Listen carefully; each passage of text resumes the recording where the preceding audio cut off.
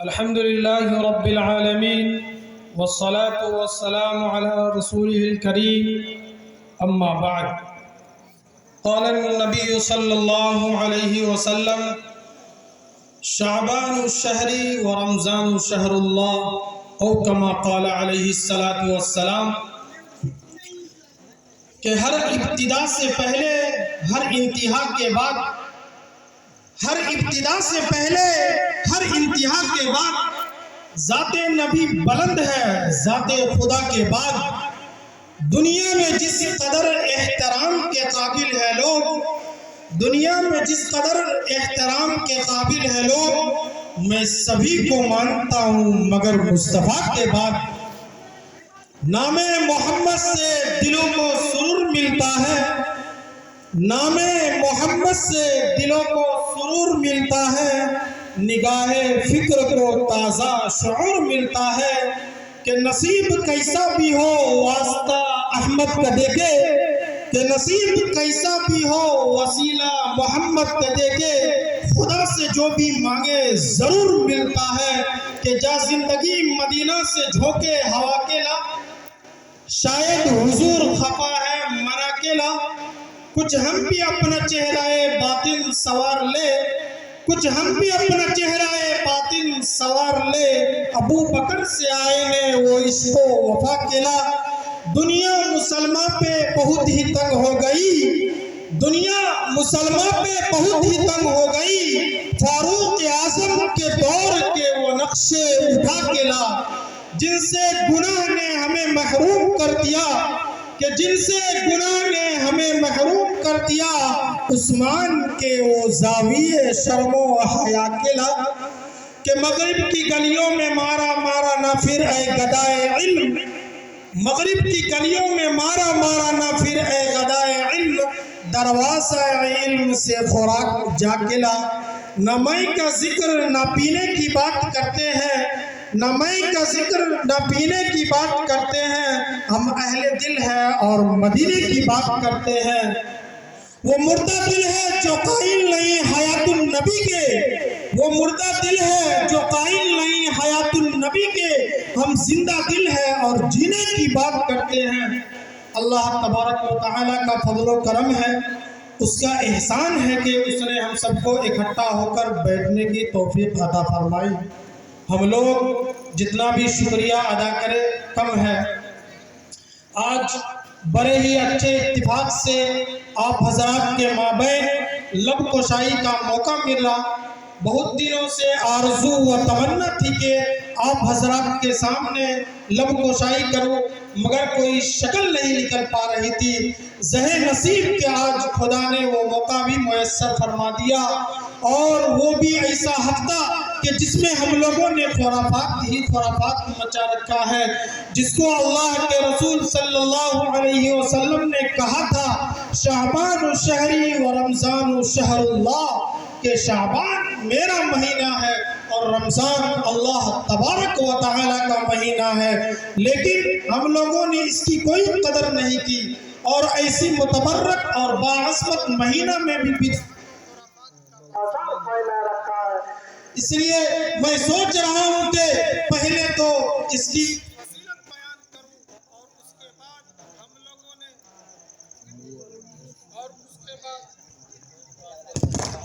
اور اس کے بعد ہم لوگوں نے جو قسم قسم کے خرافات رائج کر رکھے ہیں، جن سے ہم لوگوں کو پرہیز کرنا ضروری ہے، ان پر بھی روشنی ڈالوں، دعا کرے کہ اللہ تبارک و تعالی مجھے صحیح اور سچی باتیں کہنے اور ہم سب کو ان پر عمل کرنے کی توفیق عطا فرمائے۔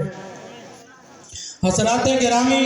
ذرا غور کریں کہ یہ کیسا متبرک مہینہ ہے کہ نبی آخر الزمان صلی اللہ علیہ وسلم نے اس کی نسبت اپنی طرف کی اور فرمایا کہ یہ میرا مہینہ ہے، جس مہینے کی نسبت ایسے نبی کی طرف ہو جو کہ ہادی خود اور فخر رسل ہے، تو کبھی اس کی اہمیت میں شبہ ہو سکتا ہے؟ آپ ذرا اندازہ کیجئے کہ یہ کتنا متبرک مہینہ ہے کہ سید القونین نے اسے اپنا مہینہ کہا ہے، اور صرف کہا ہی نہیں بلکہ اسے اپنا ظاہر کر کے دکھا بھی دیا ہے۔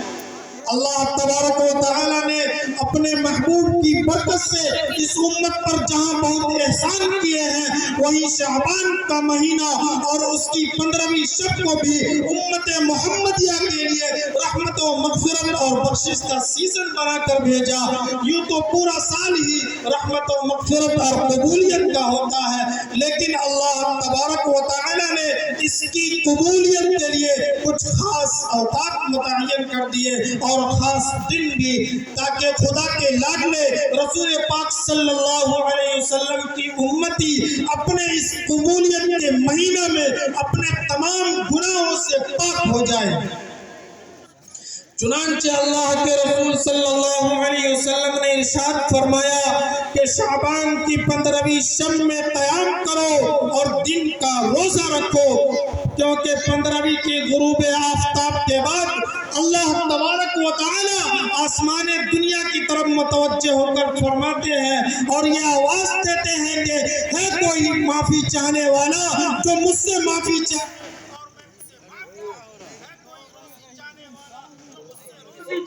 اور میں اسے روزی دے دوں، ہے کوئی مصیبت زدہ جو مجھ سے اس کے دور کرنے کے بارے میں کہے اور میں اسے دور کر دوں۔ آج گناہگاروں کو میری رحمت بلا رہی ہے، آئے جلدی آئے۔ ہے کوئی گناہگار، ہے کوئی سیاکار، ہے کوئی مخلص وفادار، سال بھر گناہگار مجھے پکارتے ہیں، آج میری رحمت گناہگاروں کو بلا رہی ہے، میری رحمت گناہگاروں کے دروازے پر دستک دے رہی ہے۔ آج گناہ لے کر آؤ گے، معاف کر دیا جائے گا، رزق لینے آؤ گے، دے دیا جائے گا، اولاد لینے آؤ گے، عطا کر دی جائے گی، جنت لینے آؤ گے، دے دیا جائے گا۔ کس چیز کی کمی ہے مولا تیری گلی میں؟ کس چیز کی کمی ہے مولا تیری گلی میں؟ دنیا تیری گلی میں، عقبہ تیری گلی میں۔ کھلا مانگو گے تو ملے گا، جیسا مانگو گے ویسا ملے گا۔ لطف کی بات یہ ہے کہ سب کچھ دے دیا جائے گا اور کچھ نہیں لیا جائے گا۔ تیرے کرم سے اے کریم کون سی شے ملتی نہیں، تیرے کرم سے اے کریم کون سی شے ملتی نہیں، یہاں جھولی ہی میری تنگ ہے، تیرے یہاں کمی نہیں۔ داتا سب کا داتا، ذرا دیکھیے تو اس رات میں حضور پاک صلی اللہ علیہ وسلم خدا کے دروازے پر، صدیق اکبر رضی اللہ عنہ خدا کے دروازے پر، عمر فاروق رضی اللہ عنہ خدا کے دروازے پر، عثمان غنی رضی اللہ عنہ خدا کے دروازے پر، حضرت علی رضی اللہ عنہ خدا کے دروازے پر، مگر افسوس کہ ان کے امتی اور پیروی کرنے والے، کنتم خیر امہ کے تاج پہننے والے بدعت و خرافات کے دروازے پر۔ اللہ تبارک و تعالی نے اس رات کو بہت ہی مقدس بنایا، مگر ہم لوگوں نے اس کی کوئی قدر نہیں کی۔ ایک مرتبہ حضرت عائشہ رضی اللہ عنہا ارشاد فرماتی ہے کہ حضور پاک صلی اللہ علیہ وسلم میرے یہاں آرام فرما رہے تھے، یکایک آدھی رات کو بستر خالی پا کر میں نے یہ سوچا کہ شاید آپ دوسری زوجہ مطہرہ کے پاس تشریف لے گئے ہوں گے، لیکن جب میں نے آپ کو تلاش کیا تو آپ صلی اللہ علیہ وسلم جنت البقیع میں تشریف فرما تھے اور بارگاہ عزت میں دعا کر رہے تھے۔ اسی طرح ایک اور حدیث میں فرماتی ہے کہ ایک مرتبہ جبرائیل امین تشریف لائے اور فرمایا کہ اے عائشہ تم جانتی ہو کہ یہ کون سی رات ہے؟ میں نے کہا خدا ہی بہتر جانتا ہے، تو فرمایا یہ رات بہت ہی متبرک رات ہے، اس رات میں اللہ تبارک و تعالی تمام لوگوں کی بخشش فرما دیتا ہے، بلکہ بنی کلب کی بکریوں کے بال کے برابر اس رات میں اللہ تبارک و تعالی جہنم سے بندہ کو نجات کا سند دے دیتا ہے۔ لیکن 6 ایسے شخص ہیں کہ اللہ تبارک و تعالی اس کی طرف نظر رحمت سے نہیں دیکھتا اور نہ ہی اس کی جانب متوجہ ہوتا ہے۔ وہ 6 شخص یہ ہے: نمبر 1 کینہ پرور، نمبر 2 صلہ رحمی سے عیاری کرنے والا، نمبر 3 تکبر کرنے والا، نمبر 4 شراب پینے والا، نمبر 5 والدین کی نافرمانی کرنے والا، نمبر 6 ٹخنا سے نیچے پائجامہ پہننے والا۔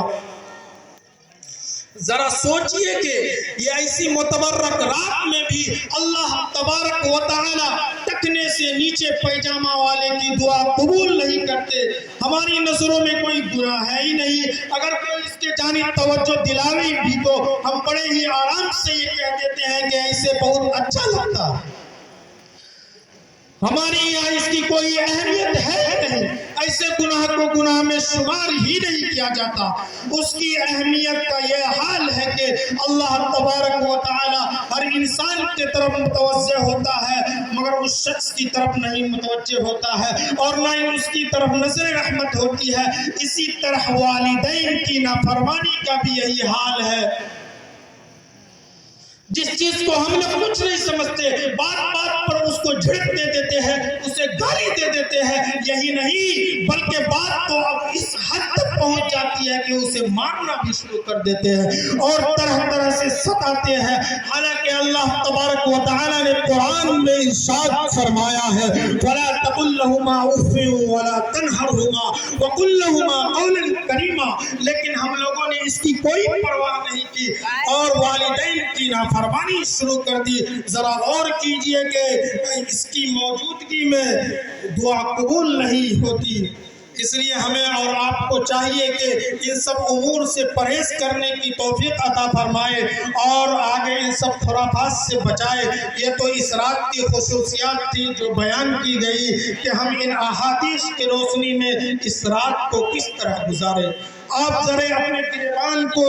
جھانک کر دیکھیں، آپ ذرا غور کریں تو صرف 3 باتوں کا ثبوت ہوتا ہے۔ نمبر 1 قبرستان جانا، نمبر 2 رات بھر کی نفلی عبادت کرنا، نمبر 3 دن میں روزہ رکھنا۔ ان سب امور کی پابندی کرتے ہوئے انہیں عملی جامہ پہنائے تو کامیابی اور کامرانی قدم بوس ہوگی، اور ان تینوں کو سنت طریقے پر ادا کرنا خیر و برکت اور ثواب کا باعث ہے۔ لیکن افسوس کہ آج ہم ان تینوں کو سنت طریقے پر ادا نہیں کرتے ہیں، اس لیے قبرستان جائے تو بغیر کسی اہتمام کے جائے، قبرستان جا کر یہ دعا پڑھے السلام علیکم یا اہل القبور یغفر اللہ لنا ولکم وانتم سلفنا ونحن بالاثر۔ اگر یہ دعا یاد نہ ہو تو کوئی اور مسنون دعا پڑھے، قبروں کے پاس کھڑے ہو کر مردوں کے لیے دعائیں کرے اور اس کے بعد دعا میں یہ نیت کرے کہ اے اللہ ہم نے جو کچھ بھی پڑھا اس میں جو بھی خامیاں اور غلطیاں ہوئی اسے معاف فرما کر اس کا ثواب ان لوگوں کو پہنچا دے،